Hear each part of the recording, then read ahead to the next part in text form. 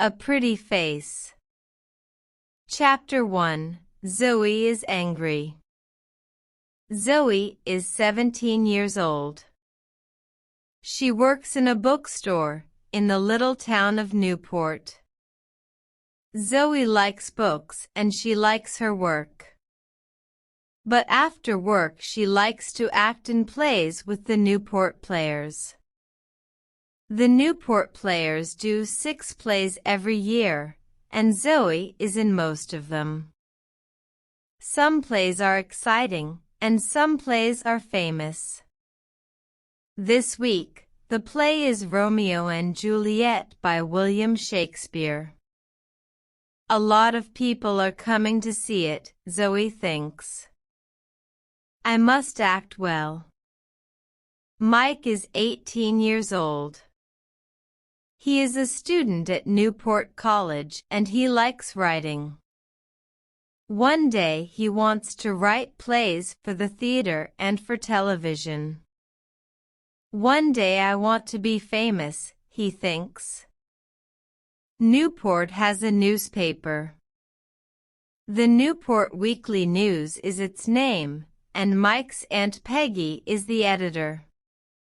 One morning, she phones Mike. Do you want to write a review of Romeo and Juliet for the newspaper, Mike? She asks him.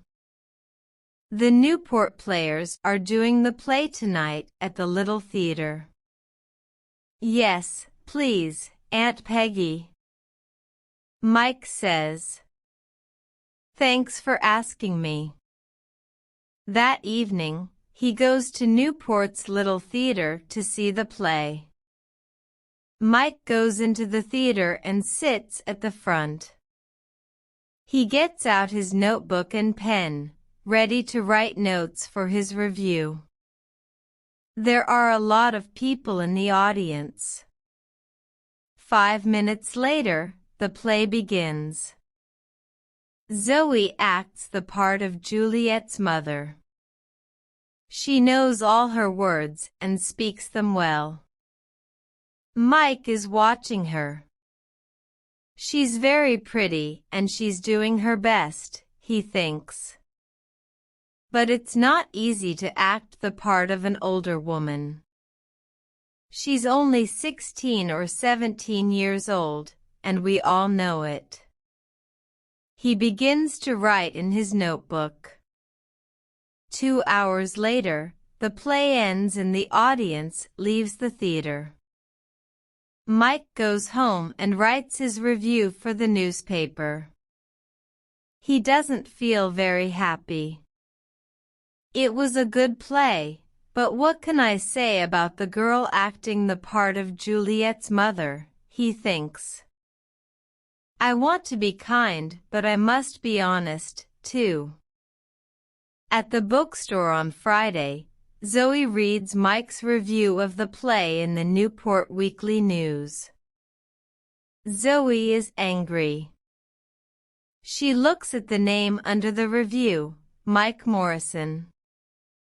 Who is this Mike Morrison, she thinks. What does he know about acting? Chapter 2. Zoe has an idea. On Tuesday evening the next week, Zoe and her friend Annie are drinking coffee in the Newport Cafe. Annie is a student at Newport College and sometimes in the evenings she and Zoe meet at the cafe. Suddenly, Zoe sees a boy sitting at a table across the room. Who's that boy? She asks Annie. Annie laughs. Do you like him? He has a nice face, she says. His name's Mike. I often see him at the college. Mike? Zoe says. Mike who? Mike Morrison, Annie says. That's Mike Morrison? Zoe says. She is furious. Yes, why? Annie asks. He writes reviews for the Newport Weekly News, Zoe says. That's right, Annie says. His aunt is the editor. Oh. She stops suddenly and looks at Zoe. The review of Romeo and Juliet. Right. Zoe says. Do you remember it? Zoe Baker acts the part of Juliet's mother. She has a pretty face and she speaks her words well. But she is a young girl in an older furious very woman's costume, and we all know it. Nice face or no nice face, I hate him. Annie laughs. Okay, go and tell him, she says. Go and say, I hate you, Mike Morrison. You write stupid reviews for the newspaper. Go on. But Zoe isn't laughing. Yes, all right, she says furiously, and she begins to get up from her chair. Then she stops, suddenly. What's wrong? Annie asks. Are you afraid? No, Zoe says. I have a better idea. Does he come into this cafe often? Every Tuesday and Thursday evening, I think, Annie says. He has a writing class at the college, and he comes here after it finishes. Zoe thinks for a minute or two. That's very interesting, she says at last. Is it? Annie says. She looks across at Mike Morrison, then at Zoe. Why is it interesting? What are you thinking of doing? Tell me, am I a good actress? Zoe asks.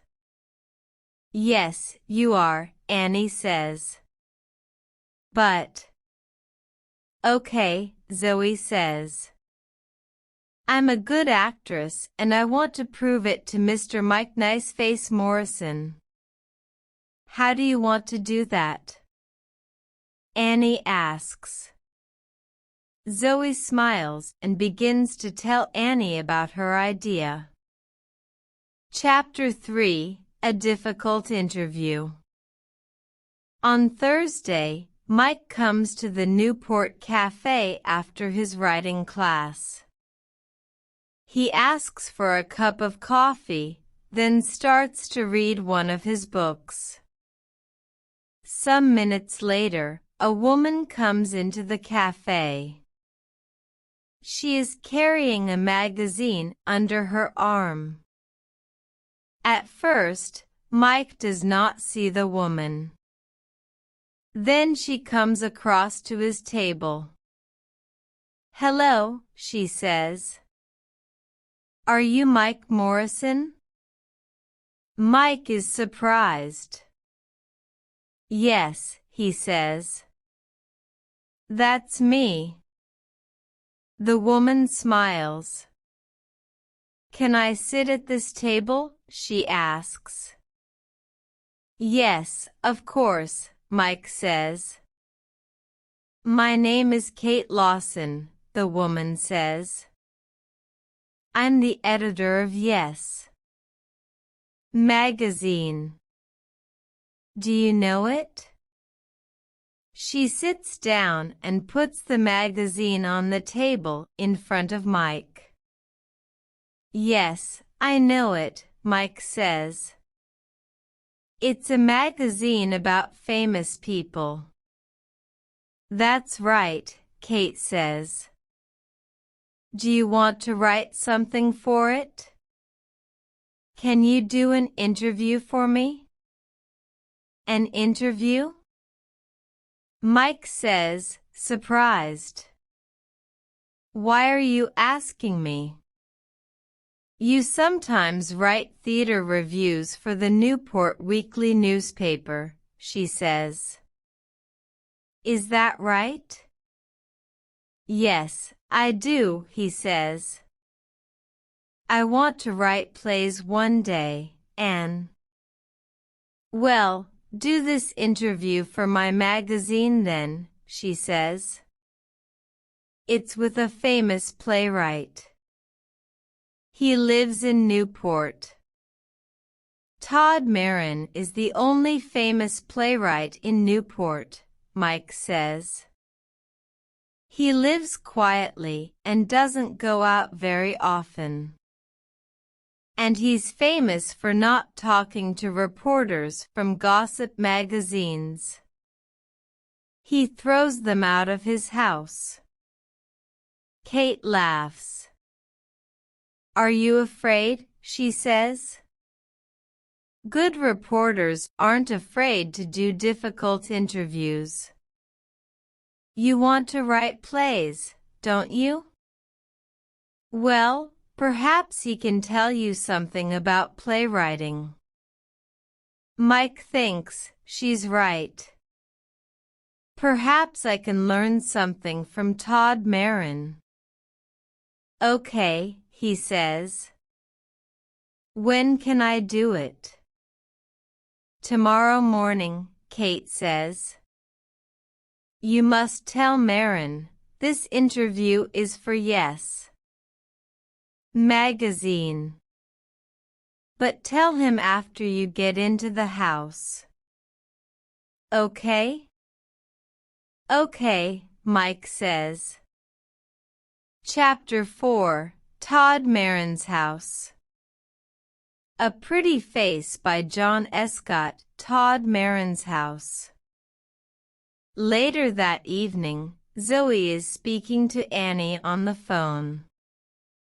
So I say to him, I'm the editor of Yes Magazine and can you interview Todd Marons? Zoe tells Annie. Todd Marons, Annie says. But he throws gossip magazine reporters out of his house. I know, Zoe says, laughing.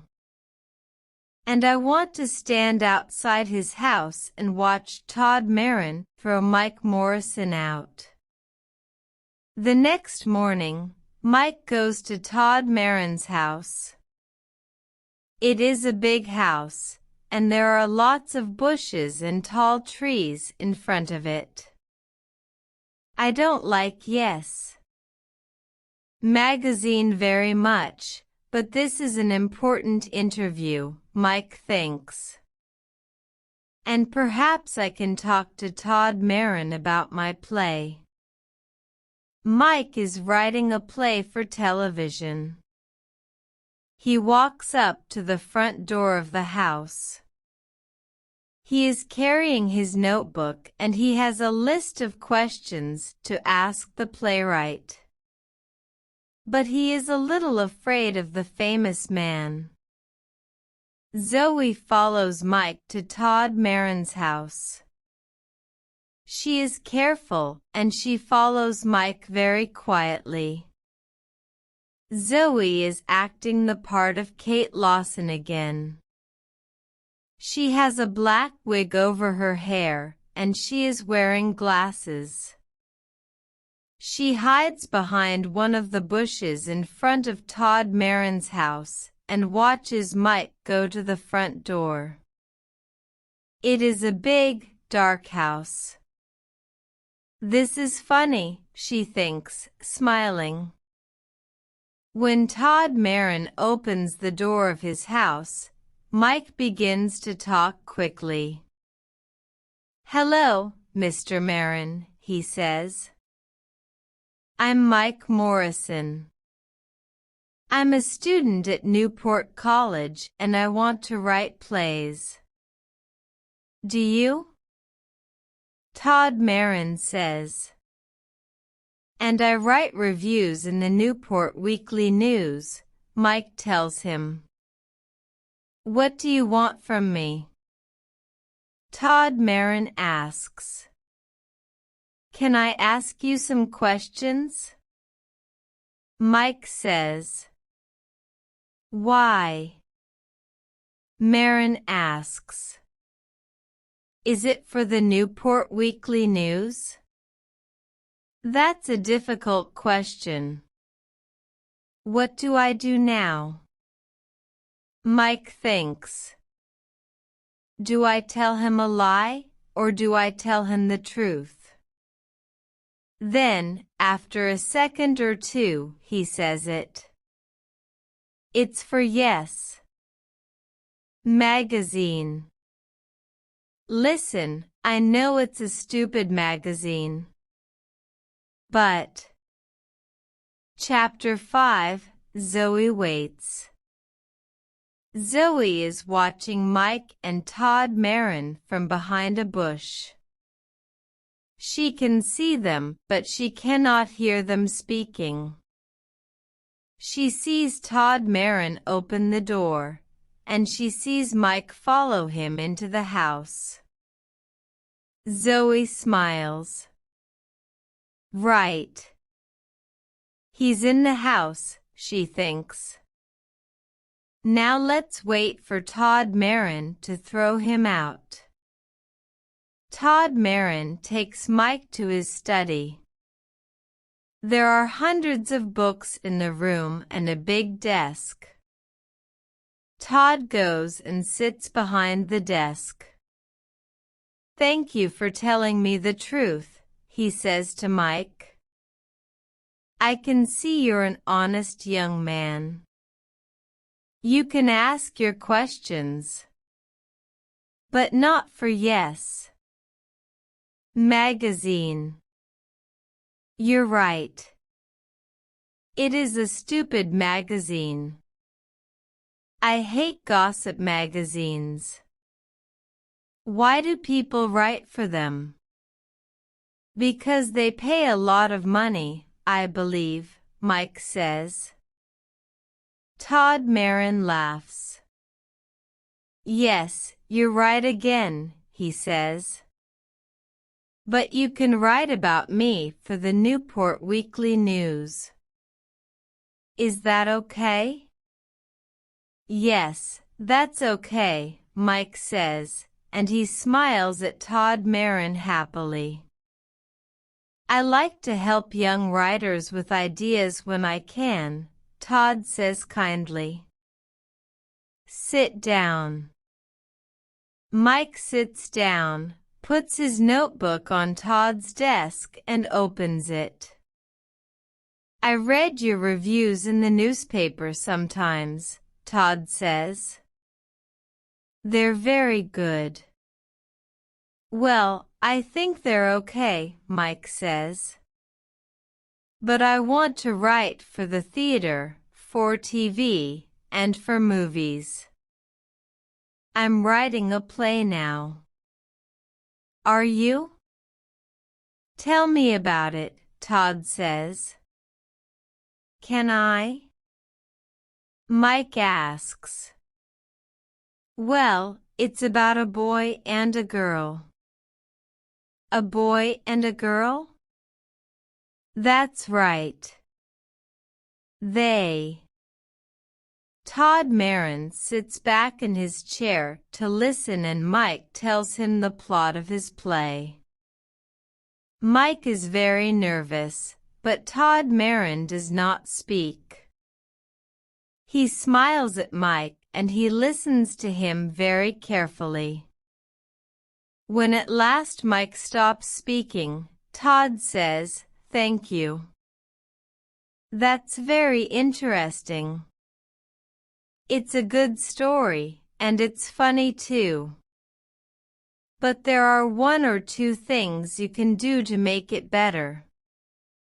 To begin with, Zoe stays behind the bush and waits. An hour goes by and nothing happens. She is getting impatient. What are they doing in there, she thinks. Todd Marons never gives interviews to gossip magazines, so what are they talking about? She remembers Mike Morrison's review of Romeo and Juliet in the newspaper. She remembers his words about her acting, and she wants to see his face when Todd Marons throws him out of the house. How long must I wait? She thinks impatiently. Chapter 6. Telling the Truth. A Pretty Face by John Escott, Telling the Truth. After an hour and a half, Mike Morrison leaves Todd Marons' study and comes out of the house. He and the playwright are smiling and Mike is saying thank you. They talk for 2 or 3 minutes and Zoe watches them from behind the bush. She is amazed. What's happening? She thinks. Why are they so friendly? After a minute or 2 more, they shake hands. Then Todd Marons goes back into the house and Mike Morrison walks away. Mike sees Kate Lawson waiting for him. "Oh, hello," he says nervously. He is surprised to see her so soon. "Are you waiting for me?" "Yes," she says impatiently. "I'm waiting for your interview." "Look, I can't lie to you," he replies. "There's no interview for Yes Magazine." Mr. Marons always refuses to talk to reporters from gossip magazines. "But what?" Kate begins. "What can 2 people talk about for an hour and a half?" Mike says, laughing. "About writing, about characters and about plot. Nothing for Yes Magazine, I'm afraid." "Oh, I have my list of questions and Mr. Marons' answers, but my interview is for the Newport Weekly News. And I know a lot more about writing plays now." He's very interested in my play. "Your play?" Kate says furiously. "Yes. I'm writing a play for TV," Mike says. "And Mr. Marons wants to read it. He can help me with the characters and the plot." "Well, that's nice," she says. "Say hello to Mike Morrison, the famous playwright. He writes stupid reviews for the Newport Weekly News, but his plays are okay." "That's right," Zoe says. "I'm a 17-year-old girl in an older woman's costume, Mr. Mike Morrison, review writer for the Newport Weekly News." Mike's face is very red now. He feels embarrassed. What a trick!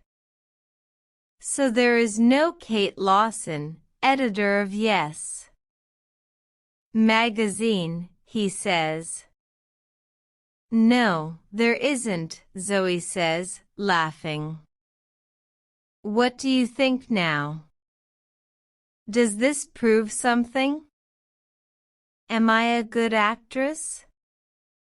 "Yes, you are a good actress," Mike says, laughing with her. "And I'm going to put that in the Newport Weekly News."